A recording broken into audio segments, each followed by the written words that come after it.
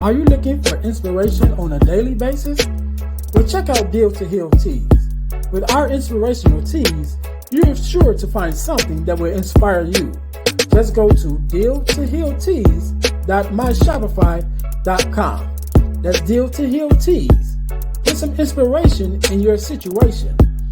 Wear inspirational tea and be inspired all day. That's Deal to Heal Tees at dealtohealtees.myshopify.com.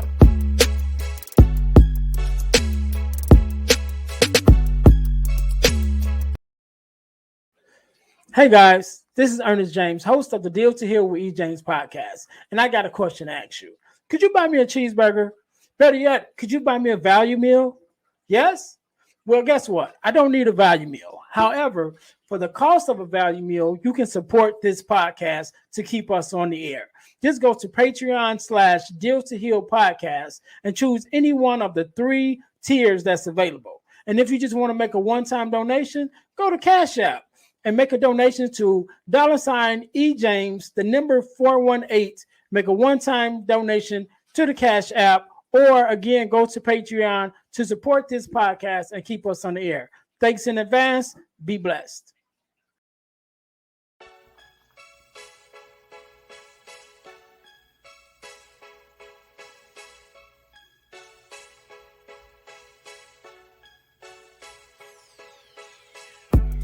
Welcome to Deal to Heal with E. James podcast. On this podcast, my guest and I will discuss topics and ways to help us to heal in every area of our lives. I believe that everyone can live a life that is happy, healthy, and whole. So I'm on a mission to help people to deal, heal, and fulfill. Deal with your problem, heal from the pain, and fulfill your purpose. Thanks for tuning in. Let's get to it. Welcome to the Deal to Heal with E. James podcast. I'm your host, Earnest James, and I believe that everyone can and should live a life that is whole, healed, and healthy. And therefore, I'm on a mission to help people to deal, to heal, and to fulfill. To deal with your problems, to heal from the pain, and to fulfill your purpose. Thank you guys once again for tuning in to the Deal to Heal with E. James podcast. If you haven't already, make sure you subscribe to our YouTube page, our Facebook page, everywhere that we are. And make sure you support us by subscribing. Also, I'm going to tell you guys how you can win $100 from the podcast, right? But you got to stay until the end to get that information. All right, cool. So today, just like any other day, we are blessed with the guest, Mr. Handfield. How you doing? What up? I'm doing great, man. How are you? I am good. First of all, let me say thank you for being on. You could have been doing anything else, but you're here with me and my listeners. And I want to let you know off the bat, I definitely appreciate it. So thank you for having me. Yes, sir. No problem. So let's jump right into it. So do me a favor, introduce yourself to my listeners and tell us who you are and what it is that you do. All right. What's up, y'all? My name is Xav Handfield, and I am a plant-based food blogger, food consultant, wellness enthusiast. I am a speaker. I feel like I wear like a million different hats. I kind of like do it all, but I help people level up with their health and wellness, with their mindset, by living intentionally. Okay. So let's jump right in it. But first, I want to go back a little bit, right? Because just knowing our community. Mm-hmm. So I want to say it could be a stretch, but I want to say a good guess that you weren't born in the community that was about that plant life, right? So tell me a little bit about you're going back a little bit and that journey that took you to becoming who you are to begin to do what you do. Yeah. So I mean, growing up, I'm 35 now. So looking back, I just think about my life and like I never really was like heavy on like meat and eggs. And I don't know if you remember Arby's, the restaurant Arby's. I don't know who was keeping them open, but there are some of y'all out there that are keeping them open. I say the same thing. The same thing. But I remember watching Arby's commercials and just be like all that meat, that kind of like just grossed me out. And I was like, okay, I'm good off that. But yeah, I grew up eating chicken and steak and lamb and things of that sort. And when I was 12 years old, I had the opportunity to attend a session at church. And it was like a random Saturday. And someone came in and was talking about being vegetarian and what they did to animals and this, that, and the third. And I was like, I didn't know that they did those type of things to animals. And then I went home and I ate some chicken. But shortly thereafter, shortly thereafter, I had the opportunity to kind of like remember kind of that session. Mm-hmm. And I was like, yo, I want to give up meat. Like, I want to give up meat. And I talked to my folks about it, my grandparents, my parents, and they were like, okay, cool. Because being vegetarian wasn't something that was foreign. There were a lot of people within my specific faith community that are vegetarian. And then my uncle was vegetarian. So I always knew what it was. It wasn't a foreign concept, but I knew that it was just something that I wanted to try. I've always been the type of person to march to the beat of my own drum. And I was like, that we're gonna knock it out. And it's something that I stayed with up until 2015. And then 2015 is when I gave up all animal byproducts. So no dairy, no fish, no eggs, none of that. So yeah, that is my journey, man. I had a very supportive family. I always mention that because my family never shunned me. They never said like, yo, man, bro, you gonna eat? They weren't on that. And I'm eternally grateful for them for that. Just not getting in my mind and trying to take a little man down in my mindset and the things that I've actually set out to do, even at that young age. Man, I like that. First of all, that your family supported you, right? And I think that's a big thing when we're trying to be different, right? Yeah. Or not trying to be different, because it's not necessarily trying to be different, but sometimes we just are different, right? And I remember talking about being the one or being the only one, right? And so when you're in a family or just a community and you want to step outside the norm, and do something different and go farther or go just in a different direction. Yeah. Sometimes you find out that you are the only one, but it's good that even though you were the only one, you are still supported by your family. And I know one of the things that we've mentioned before we started recording is even in, which I'm glad we started talking about community, because even in, like I said, I kind of figured you wasn't born into a household that, that was plant-based, but yet still your family still supported you. And I think that there is at some point, as we go through each generation, we want to get better, right? Mm-hmm. And I know one of the things which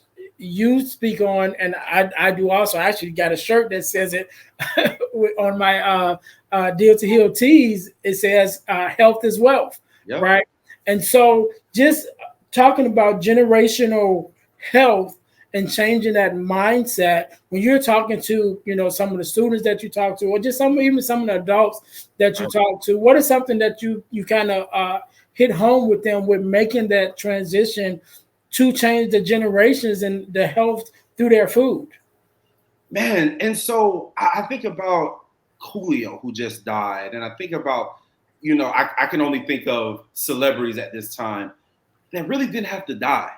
And it was because of health-related issues, whether, your heart or, diabetes or whatever the case may be. So I think about those individuals, and the reality is that it's so important for us to not normalize being in pain. It's very important for us to not normalize that, I have diabetes or I have to do dairy-free this or angel food cake. I can only speak for myself. In my family, I had individuals who had high blood pressure, who had high cholesterol, who had diabetes, who were overweight. And I was like, wow. And one of my favorite quotes says, those things that I just mentioned don't run in your family. It's because your family does not run. and I mean, we live in a work from home society now, so we're even more sedentary and we're even more stagnant. We spend even more time at home, and those are real factors with our human experience and our human life. But I don't think that we should normalize, oh, all of my aunts have high blood pressure. Well, can they be taught something new? Can we introduce? I know Rome wasn't built in a day, and our parents and grandparents and aunts and uncles who have been doing the same thing for 40, 50, 60, 70, 80 years, it won't be easy, but it's so necessary, especially when it comes to the next generation. I'm really, really big on that. I have nieces, nephews, younger cousins that are looking to me, that are looking to their parents, that are looking to my peers as far as like, well, what are they doing? And that's why I try. I don't succeed all the time, but that's why I try to make sure that I show them like, okay, eating vegetables is good. Eating vegetables is cool. I literally had to tell a family friend, like, stop buying your child Chick-fil-A every day. Like, no, that's not it. That's not it. We need to create good habits. So it starts with literally our children. It starts with us so that we can model that for our children and the younger people in our lives. And then they can break that cycle, because we don't have to have high blood pressure and those ailments that can all be changed with diet. So that's what I mean by generational health is generational wealth. And I mean mindset as well. I'm really big on wellness, and wellness being a holistic experience. And so I think about mindset as well. You know, negative thoughts. I think about the stuff that we eat, the stuff that we consume. All of that is wellness, right? I don't watch scary movies. That's just like my personal thing, because I do not want that in my sight. That's not going to make my mind well. Right. So generational health is all of the things. It's what you consume, but also what you listen to, what you watch. All of that is generational health. And we have to be mindful of that so that we can be our best selves for our future selves and for the people that are coming up after us, our mentors, our mentees, our nieces, our nephews, our children, our grandchildren. Right. And I'm glad you said that, because I remember a couple of episodes back, I had a young lady who was a nutritionist on, and one of the conversations we're having is just the fact that when we think about all of our celebrations that we have as a culture, it's all surrounded around food. Food is always involved. Right. And so I remember talking to someone in my family, and like you said, things don't run in your family, but it's because your family don't run. We don't run. I was having a conversation with one of the ladies, females in my family, and I was like, she was a little younger at that time. I'm like, yeah, you're younger now, right? And so you have this physique that you have. I said, but look at your lineage. You know what I'm saying? Look at your lineage, and you can see as we get older in our family, we get a certain physique. You know what I'm saying? And so you may be like that now, but if you don't do something to change to keep it like that, you already see where you're going. Right. And it goes back to what we eat, because those things are passed down, that our recipes is passed down. The things that we eat is passed down from generation to generation, and we learn to cook from the generation before us. So it's a no-brainer that we're going to end up having the same ailments, issues, and results as some of those that came before us if we're eating the same type of way. And can I say this? All it takes is one person. It starts with one person, because you can have grandma's recipe or your aunt's recipe, but change out certain things. Change out the butter for olive oil. Change out the eggs for applesauce. Like it starts with these little changes that will mean the world of a difference as far as calories, as far as health. All it starts is one person. And with all due respect, the internet is free. Internet is free. So we need to sometimes see what things we can sub and replace. And I'm always looking at YouTube for recipes. I'm always looking on Instagram for a new recipe. So we don't have to get rid of the bad stuff, the recipes, but we can get rid of the bad things that aren't going to make us feel better. A whole bunch of like cream a whole bunch of like cheese and man, bro, that is not stuff that's going to energize the body. I'm not saying I don't eat that stuff any, right? But we have to know like this is the food that energizes the body and feeds the temple and makes our temple feel really good. And this is the stuff that makes our temple feel not so good. And I think people ignore that. I think we ignore those things. And you can't be well if you just ignore those things within your body. Our body, I always say God designed our bodies. This is the best computer that has ever been ever in existence. Because if something's not right, it's a chain reaction. Something else is going to boom, so. Yeah, and I'm glad you said that, because I think one of the reasons why we ignore, and I kind of speak for myself, right? Because I do still eat meat and things of that nature at this time, it has been a thought, more recently to change some things. You know what I mean? To just to start being more healthy and more conscious of what I do eat. I'm not necessarily saying I'm not gonna have a steak, because I'll be lying. But it might be in moderation. Yes, it might be once a month. Right. Well, I don't have steak that often, so it's probably less than once a month. Okay. but just giving that and for an example. But I think sometimes we ignore because we don't know. Yeah. Right. Yeah. And or maybe we're to some extent afraid of the change and what that might have. So when you're talking and explaining, or even for your own example, that transition of going, from eating meat and everything else to this plant-based lifestyle, what is that transition like? Or what maybe be some of the steps that, someone like me who's thinking about it, like, where can I start? Just like, all right, just switch this for this, you know what I mean? And just like, all right, start there. Yeah, I mean, I think the first step is like making up in your mind is literally the first step. Making up that decision, like, I may not, and that's what I give people grace for the journey, and just being able to recognize, like, okay, well, I know that I'm 35, I'm 45, I'm 55. I know I probably should be eating more fruits and veggies and root veggies.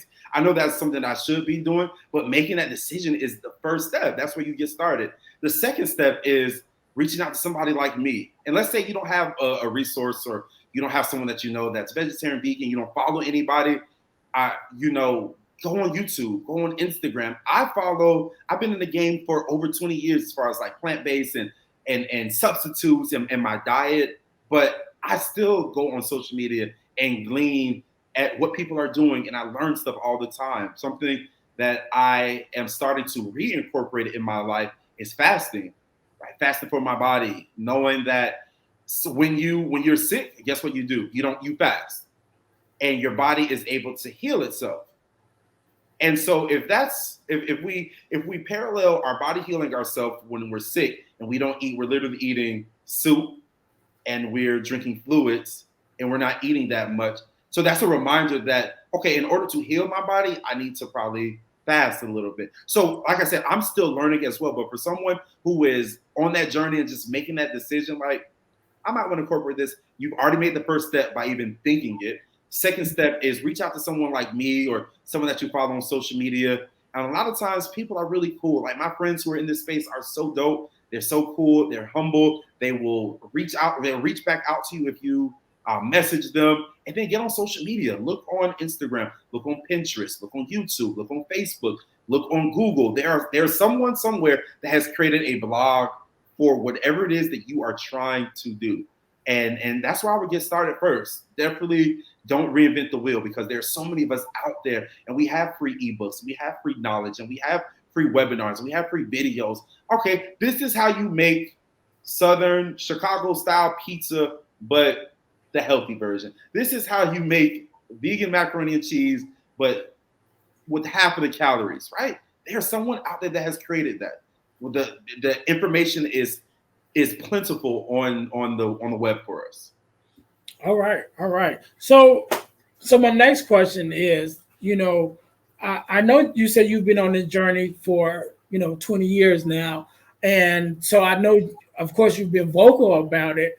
So when you have a chance to talk, just in some of our communities and community centers and things like that, to some of the younger people and definitely some of the adults, because I guess it starts with the adults, about changing that lifestyle. What do you think is probably one of our biggest hindrances of making that change or making the decision to even really contemplate it? And then one of our biggest hindrances, and then from your perspective, what are some of the benefits of changing our lifestyle? So I mean, because like myself, I really don't know anything about vegan, right? But now you know me. I have. Now you know me, so you good. Right, but this is what I'm saying. Yeah. Me personally, I don't know. Right. So that was another reason why I wanted to have you on, because I'm getting information for myself also. So sometimes I think it's just like the unknown is scary. You know what I'm saying? So it's like, man, I know I should be eating healthier. I know I should be eating, more leafy vegetables and things like that. But I don't even know which ones to eat. I don't even know what goes with what. You know what I'm saying? So just from your perspective, like what part, and I think that might be one of our biggest hindrances right there, just the fear of change, but what are some of the benefits of becoming a vegetarian, or not necessarily becoming a vegetarian, but just eating more plant food, period?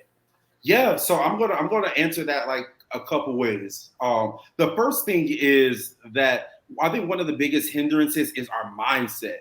Being a Black man, oh, I gotta eat steak and potatoes and salmon and rice and eggs every single day. So it's literally our mindset. If we can overcome our mindset, it won't be anything that we cannot accomplish and that we cannot do. So that's the first thing, getting over that mental hurdle. The second thing is access. I'm really passionate about food deserts and educating the community about food deserts. Like, if there is not a reputable, solid, I'll just say solid grocery store that is in walking distance that you can get fresh fruits and veggies, you probably live in a food desert. If there are a bunch of McDonald's and Burger King fast food restaurants and check cashing places and so on and so forth, you probably live in a food desert. So another hindrance is definitely access, having access to those. But the reality is that sometimes you can have access to it, but not know where to start. So I think that another hindrance is not having a person or not having a guide when you go into the store, for someone like me to say, hey, make sure you shop in the perimeter. All the stuff that we need is in the perimeter. So our fruits, our veggies, I like to shop at Kroger. Do they have Kroger where you live? I don't think so. What grocery stores are in the area you live? They have Myers, they have Strack and Van Til. They still have some Jewels around from out of Chicago, but that's pretty much it. Literally never heard of any of those. They're pretty much in this area, in the Chicago area. Okay. So the reason why I ask is because when I walk into my local Kroger, all of them are set up the same way. You go to the right or sometimes to the left, and you go to the fruits and the veggies and the root veggies and the potatoes. And that is what our diet should actually be consist of. And so many times people don't know where to start. They don't have a guide. And I think that's also a hindrance as well. So having access, knowing where to get started, and then that mental block, like, oh, it's not it's sexy to eat meat. Real men eat meat. Like, nah, bro. Like, real men eat meat and real men don't eat meat. Like, and that's just that on that. And so I think those are the hindrances, but the benefits, right? The benefits that I've seen in my life and in individuals that I've worked with and in my family's life is that when you are able to tame, if you will, I like using the word tame. If you're able to tame the tongue and the stuff that we consume, maybe not so much sugar, not so much. I remember in 2015, I had a lot going on. I was in my cousin's wedding and I just wanted to get spiritually right. So I did a 40-day raw food fast. And I promise you, I've never felt better in my life. I was just eating fresh fruits and veggies and making my own meals and being incredibly creative. And I remember a couple days after the fast, I tried to eat like an Oreo cookie. One, I got an instant headache. You know why? Because my body had not had any processed sugar of any sort for the past 40 days. So my body kind of like reprogrammed itself. And our bodies can reprogram itself. So I want to encourage somebody watching this today. If you are feeling like, man, I feel hopeless, it doesn't have to be what you eat. It can be what you think, right? Sometimes you have to hang up the phone when it's negative conversations. Sometimes you have to take a break from social media if it's negativity, because that's not going to make you well, right? So change your lifestyle, change your mindset, and think about wellness holistically. What you eat, what you consume, the thoughts that you're thinking about yourself. Sometimes I have anxious thoughts, and I have to say, like, okay, nah, God is in control. Like, God is in control. You're having anxious thoughts. Is he going to get you anywhere? Am I letting my own insecurities lead me? And sometimes the answer is yes. And that's being introspective. So I want everyone who's watching this, wherever you are in the world, to know you can be well, and the benefits of eating a healthier diet. It can be better sleep. It can be better with your significant other, if you know what I mean. You know what I mean? Just eating stuff that brings energy to you and that revitalizes you and doesn't make you sleepy. Like, I'm sleepy. Nah, we don't want that. So. Yeah, good. That's good. So I'm listening to you talk, and you speaking a lot on mindset and lifestyle. And so one of the things we talked about before we started recording was that you, as a motivational speaker, and going to colleges and things like that. So I definitely want to touch on that. So how do you get started in that? And what is your message that you're bringing to those that you have a chance to speak to? So I feel like speaking found me. I didn't find it. And I say that because at a very young age, I'm a church boy. So at a very young age, my family had me active in church, and I was doing stuff for the Christmas play and Easter and Children's Day and so on and so forth. And so that was my introduction to being on a stage and being a speaker. I didn't realize that until I was 18 years old and I got to college, and I was changing my major from political science to communications. And I was like, what have I always been good at? And God and the Holy Spirit was just like, speaking. I was like, well, what does someone who's good at speaking major at? I genuinely didn't know. And I did my research, and I realized that a lot of times they major in communications. And so that was the jump start into me realizing that one day, and I promise you this is what I thought, one day I will be using my voice to impact individuals. One day I will be an entrepreneur. That was my thought. That was my thought and my mindset at 18 years old. I did not know the trajectory of my life. I didn't know how God was going to do it. I just knew that it was something that I desired. And so I moved from Miami, Florida to Houston around 2012. And shortly after I got here, I was like, well, what can I do? I remember I took etiquette classes because I'm a mentor. I've been a mentor since I was 13 years old. So I was like, well, maybe I can teach boys gentlemanhood and etiquette. So I hired 2 etiquette coaches, and they taught me, and I got certified. And I was like, I don't know if I want to do that. And then I was like, yo, I live in Houston. Like, Houston is like the music central, like legit, especially gospel music. And I love gospel music. So I got you're gonna laugh at this, but I got voice lessons. I was like, yo, I'm gonna be a background vocalist and just so I could travel the world. And then I was like, nah, I don't want to do that either. I was like, well, what can I do? And I was reminded that I've always been a speaker. And it's just God's timing is just so he shows his love through me, through his timing, and through divine appointment. And so I had the opportunity to speak at this church and for their youth. And from there, I became a speaker, excuse me. And it wasn't only until recently that I was like, I'm gonna go for broke, or I'm gonna go for rich, because there's power in the tongue, in the words you say. I'm gonna go for rich, and I'm gonna just bet on myself. I know we were talking earlier before the cameras rolled about investing in yourself. There are so many things that I've done to invest in myself that people may not know and may not never know, and that's cool. But you have to invest in yourself to get to certain levels. And so I speak to individuals now about living with intention, being intentional with your thoughts, being intentional with how you build relationships. and how you communicate with others, how you use emotional intelligence, how you become a great leader, just being intentional with that. That's my brand and my niche, helping people to live intentional lives. Okay. So I'm just gonna throw in two stories. All right, tell me. So the one is just simple. So every year, over the last couple of years, I've really been getting into self-development and learning myself. And so I have a word for each year that I focus on. And so this year, I think it was last year, but last year coming into this year, my word is intentional. Wow.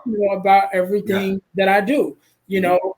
So I'm not just out here, blowing in the wind, but actually have direction and okay, what am I doing? Why am I doing it? Is it going to give me the result that I'm aiming for, right? And so I want to mention that. But like yourself, I am a church boy, right? A PK, grew up in the church, and so I just tell you the story. The first time I ever spoke. So we at our church we have Children's Day as everybody. Church does have Children's Day and the children sing and things like that. But one of the things we did at our church that when we had Children's Day, then one of the children would also be the speaker, right?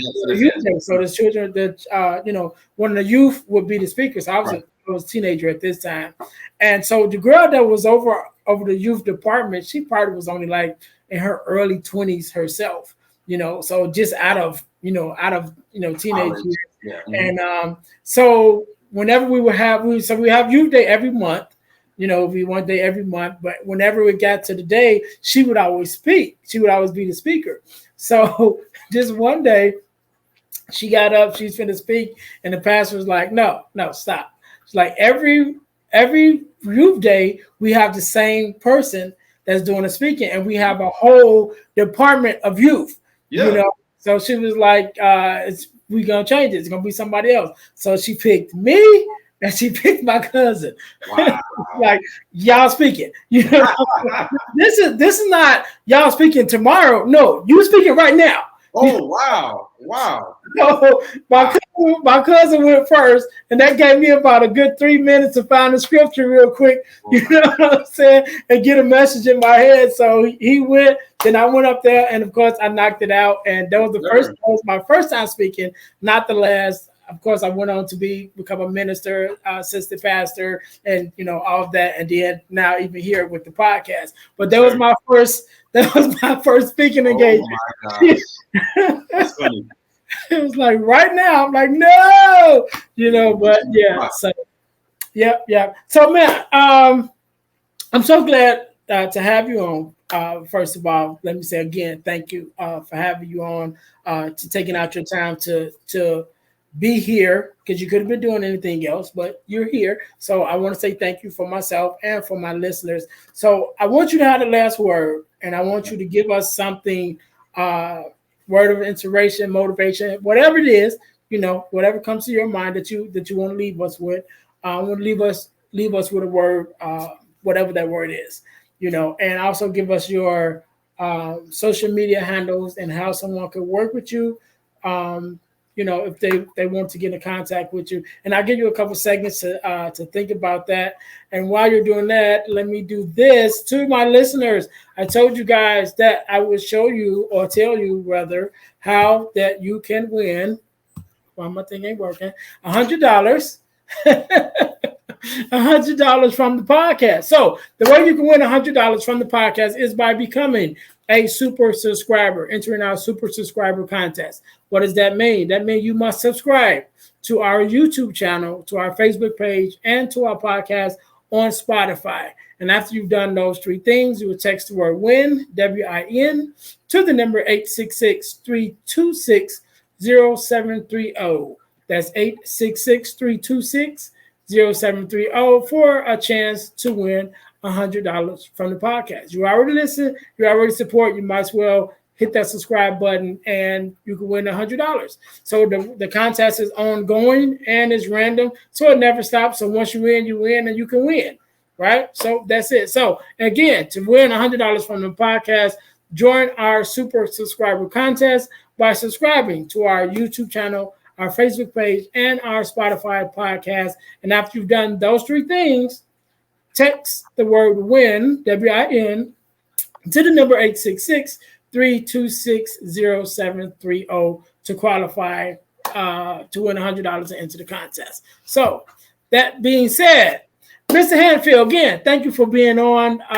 Thank you for, gracing us with your presence and your intellect. I'll let you have the last word. The floor is yours. Generational health is generational wealth.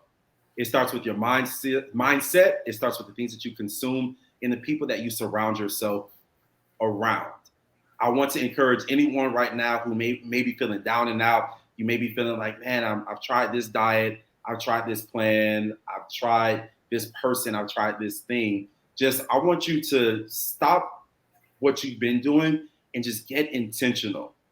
All things are possible if you believe. You got to believe in God. You got to believe in yourself. And you got to believe that he will carry you through and bring you through whatever season you're going through right now. It seems like every time you turn around, somebody's going through something. We're dealing with anxiety. We're dealing with depression. We're dealing with loss. We're dealing with lack. But God does not lack. So when I talk about generational health, I think about my temple. Think about the many ways you can honor your temple. That's important because you matter.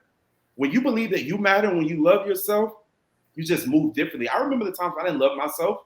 I was doing things that I had no business doing. I was eating things I had no business eating. I was around people I should not have been around, but I had to move with intention and had to believe that a wealth mindset is more than just what I eat, what I consume, what I wear, Gucci, Louis, Prada. Like, nah, that's not wealth. Wealth is having people around you that challenge you, that push you closer to your dreams and your goals and hold you accountable. Wealth is also you not being the same person that you were 5 days ago, 5 weeks ago, 5 months ago, or even 5 years ago. That is wealth. So I want you to give yourself grace today and know that I believe in you. I'm here for you. And it's go time. It's go time. If you didn't listen to this podcast or watch this podcast at this very moment by accident, this message was for you. This message was for you. So I definitely want you guys to follow me and contact me on social media. My email address is theplantbasedbrother@gmail.com. So the Plant-Based Brother with an A @gmail.com. On Facebook, like my page, Plant Based Brother. On Instagram, it's the Plant-Based Brother. Find me on YouTube, Plant Based Brother. I mean, I'm not too hard to find. So anywhere, I'm on TikTok, I'm on all of the things. So definitely, I would love to connect with you. And if you are looking to level up as far as your diet, incorporating more plants and veggies, maybe you don't want to go full vegan, that's cool. No judgment. But the reality is that eating fruits, veggies, root veggies, and drinking water, you can't negate the benefits of that. And there it is. There it is. So thank you once again for being on. To my listeners, thank you guys for tuning in one more time to the Deal to Heal with E. James podcast. Just remember, our mission is to help people to deal, to heal, and to fulfill, to deal with their problems, to heal from the pain, and to fulfill your purpose. Until next time, be blessed. We'll see you next week. Hey guys, I know you're enjoying the podcast. However, don't forget to join our text line at 866-326-0730. That's 866-326-0730 in order to receive text messages with new events and things that is going on and new episodes as they release. All right, see you in a minute.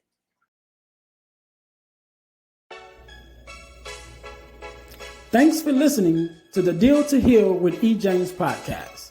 Remember to listen, like, subscribe, and share. This episode has been brought to you by Deal to Heal Teas. Put some inspiration in your situation. Wear an inspirational tea and be inspired all day. Let's go to dealtohealteas.myshopify.com. Remember, our mission is to help you to deal, heal, and fulfill. Deal with your problem, heal from the pain, and fulfill your purpose. Thanks for listening.